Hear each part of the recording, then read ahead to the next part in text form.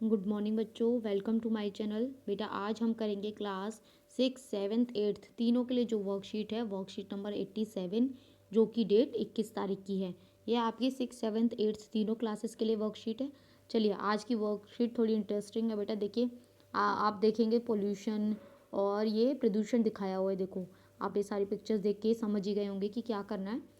हमें क्या करना है, इस चित्र में कौन सा प्रदूषण दिखाया गया है आपको पहले ये बताना है। फिर इस प्रदूषण में कौन कौन से कारणों को आप जानते हैं उन्हें लिखना है।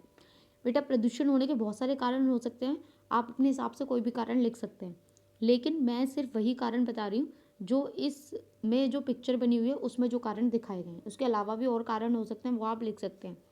देखिए फर्स्ट कौन सा प्रदूषण है बेटा, देखो धुआं निकल रहा है ना सारे में। ये देखो गाड़ियों से धुआं निकल रहा है, फैक्ट्रियों से धुआं निकल रहा है, पटाखों से धुआं निकल रहा है। तो ये आपका हो गया बेटा वायु प्रदूषण। कौन सा? वायु प्रदूषण। ठीक है, मैंने आंसर लिखे हुए मैं दिखा दूंगी अभी आपको बाद में, पहले आप मैं ऐसे समझा देती हूँ।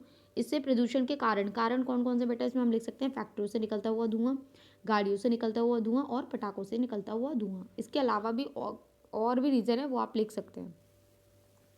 अब आप देखिए इस चित्र में क्या दिखाया गया है। ये देखिए ये पानी है बेटा, पानी में ये कूड़ा करकट डाल रखा है, तो इससे क्या होगा?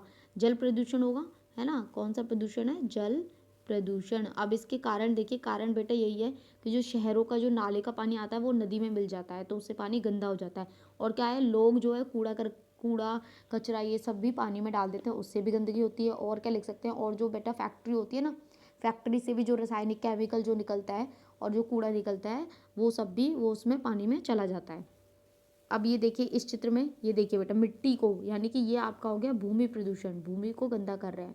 ठीक है, तो अब इसमें क्या है? इसमें है कि जो केमिकल जो फैक्ट्रीज होती हैं उनसे जो कूड़ा करकट या फिर जो भी उर्वरक बचते हैं तो वो उनको क्या करते हैं? मिट्टी में दबा देते हैं, जिसकी वजह से क्या होता है? भूमि प्रदूषण होता है ना। और लोग भी जो कूड़ा करकट है उसको भी भूमि में दबा देते हैं।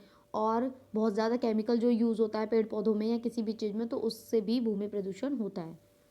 नेक्स्ट देखिए फोर्थ में बेटा, ये देखो हॉर्न वॉर्न ये सब दिखा रखा, पटाखे वटाखे, तो इससे क्या है? शोर हो रहा है। तो आपका ये क्या हो जाएगा? ध्वनि प्रदूषण। ठीक है, ध्वनि प्रदूषण। अब ध्वनि प्रदूषण किसकी वजह से हो रहा है?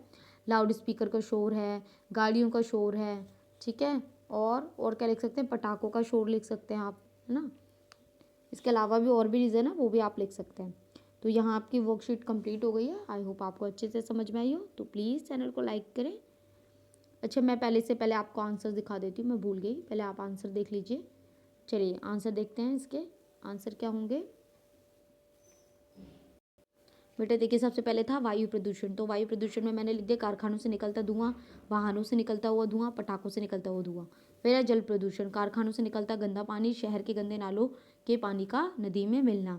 इसके बाद है आपका भूमि प्रदूषण, तो बेटा भूमि प्रदूषण कारखानों का रासायनिक अपशिष्ट भूमि में दबना और रासायनिक उर्वरकों का प्रयोग।